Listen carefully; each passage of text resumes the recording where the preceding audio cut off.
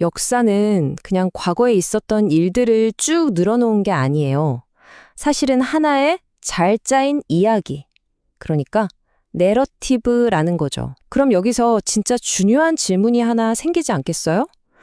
도대체 그 이야기를 들려주는 사람, 그 서술자는 누구일까요? 자, 그럼 바로 본론으로 들어가 볼게요. 우리가 보통 역사 교과서 하면 딱 떠오르는 이미지가 있잖아요. 뭔가 엄청 딱딱하고 건조하고 외울 것만 잔뜩 있는 그런 거요. 감정이나 어떤 관점 같은 건 싹 빠져 있는 느낌. 도대체 왜 역사 교과서는 이렇게 쓰여 있는 걸까요? 네. 그래서 첫 번째 섹션에서는 바로 이 문제. 그러니까 교과서가 가진 좀 독특하고 문제적인 서술 방식에 대해서 한번 파헤쳐 보겠습니다. 핵심이 뭐냐면요. 역사 교과서는 글쓴이, 그러니까 저자의 존재랑 관점을 아주 철저하게 숨겨버린다는 거예요. 어느 정도냐면 웬만한 학술 논문보다도 더 집요하게요. 이렇게 하니까 교과서는 마치 저 위에서 모든 걸 내려다보는 신처럼 그냥 객관적인 사실만 전달하는 것처럼 보이게 되는 거죠. 교과서 문장들을 한번 잘 떠올려 보세요. 어쩌면 이랬을지도 모른다. 아마도 이랬을 것이다. 아니면 내 생각에는 이런 표현 보신 적 있으세요? 거의 없죠. 왜냐? 이런 말들은 해석의 여지를 남기고 글쓴이의 주관을 드러내잖아요. 그래서 일부러 싹 빼버리는 겁니다. 그 결과 교과서에 쓰인 내용은 여러 가지 해석 중 하나가 아니라 그냥 이게 유일한 정답이고 진실인 것처럼 보이게 되는 거죠. 결국 이런 글쓰기 방식이 우리 학생들한테는 직접적인 영향을 주는 거예요.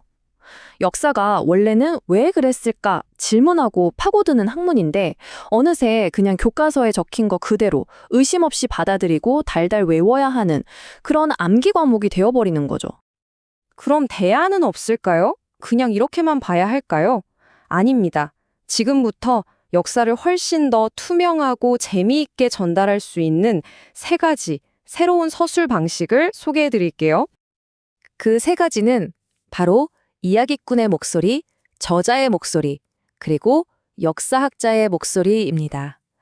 자, 각각 뭐가 어떻게 다른지 하나씩 뜯어보죠. 자, 첫 번째는 이야기꾼의 목소리입니다. 이건 말 그대로 역사상 인물들의 감정이나 목소리를 글에 그대로 가져오는 거예요. 그들은 이렇게 생각했다, 이렇게 말했다 하면서요. 마치 소설을 읽는 것처럼 인물들의 생각이나 대화를 생생하게 전달하니까 읽는 사람이 역사에 확 빠져들게 만드는 거죠. 두 번째는 저자의 목소리예요. 이건 저자가 아예 커튼 뒤에서 나오는 겁니다. 나는 이렇게 생각해요. 라던가 여기서 이런 질문을 던져볼 수 있지 않을까요? 하면서 자기를 드러내는 거죠. 독자들을 이끌어주는 가이드처럼 자기 생각이나 해석 과정을 그냥 솔직하게 다 보여주는 거예요. 역사는 정답이 아니라 나라는 사람이 이렇게 해석한 겁니다. 라고 분명하게 밝히는 방식이죠. 마지막 세 번째는 역사학자의 목소리입니다.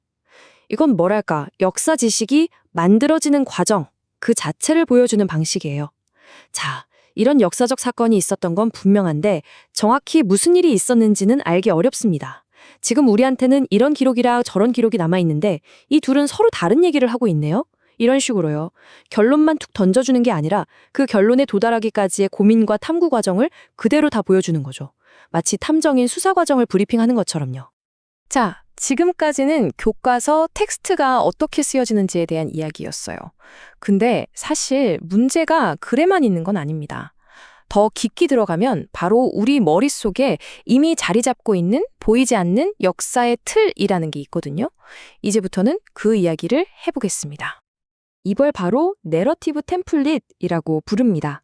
이게 뭐냐면 우리가 역사를 이해할 때 사용하는 일종의 생각의 틀, 뭐랄까? 기본 골격 같은 거예요.